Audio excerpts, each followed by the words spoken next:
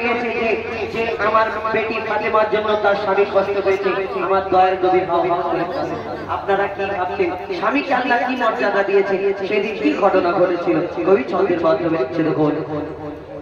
স্বামীর মনে মা বোনেরা ব্যথা দিও না, আমার নবীর ঘোষণা ঘটনা শোনো মা ফাতেমা।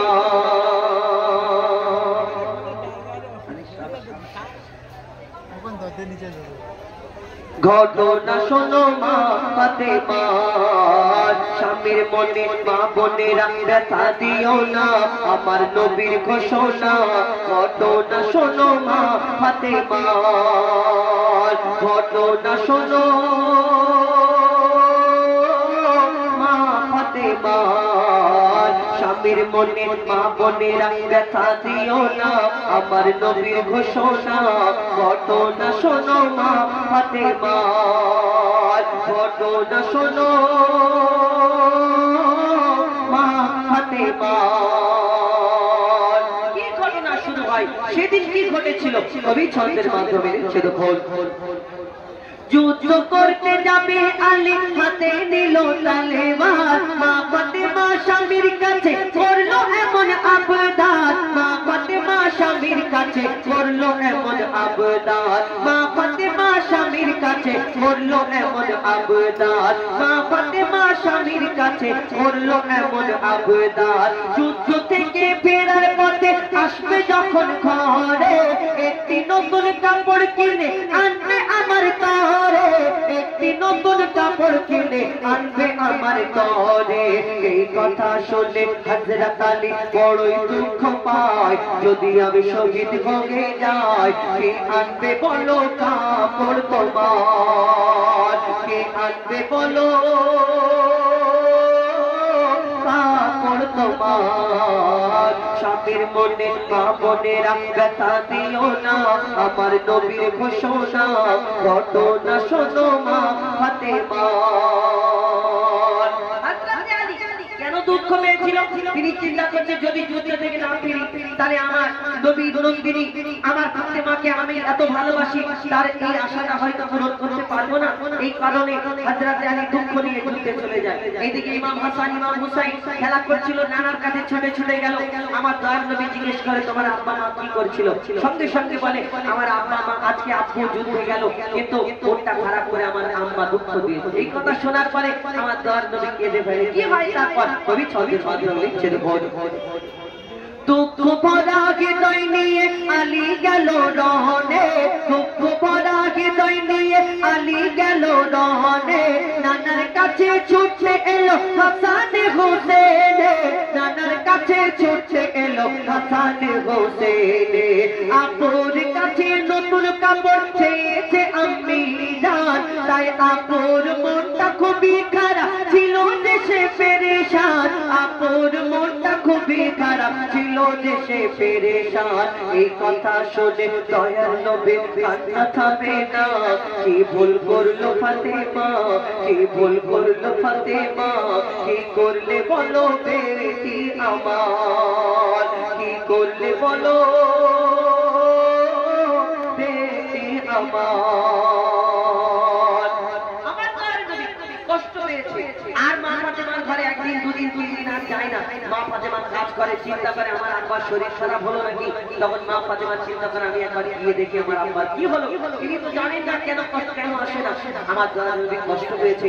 কিন্তু মা ফাতেমা ছুটে ছুটে ছুটে ছুটে নবীর দরবারে পৌঁছে যায়, নবীর ঘরে পৌঁছে যায়। আর যখন সামনে দাঁড়ায় আমার দয়ার নবী অন্যদিকে তাকায়, মা ফাতেমার দিকে তাকিয়ে দেখেন। আপনারা স্বামীকে কষ্ট দিয়ে আমার বাবার বাড়ি পৌঁছে, কিন্তু আমার দয়ার নবী যখন মা ফাতেমা বাড়িতে এসেছে অন্যদিকে তাকিয়ে আছে, অন্যদিকে তাকিয়ে আছে, যেন যে স্বামীকে কষ্ট দিয়েছে। কি হয়েছিল সেদিন কবি ছন্দের মাধ্যমে সেটা ঘোল।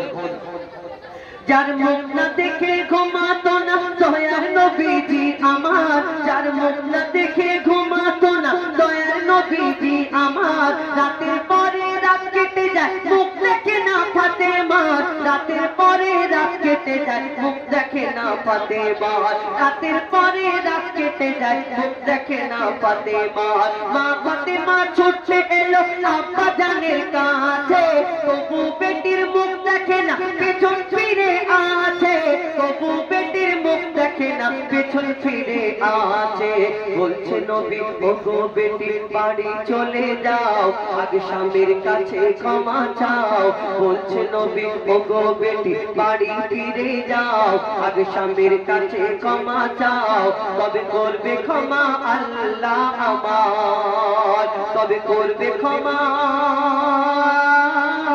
আল্লাহ আমার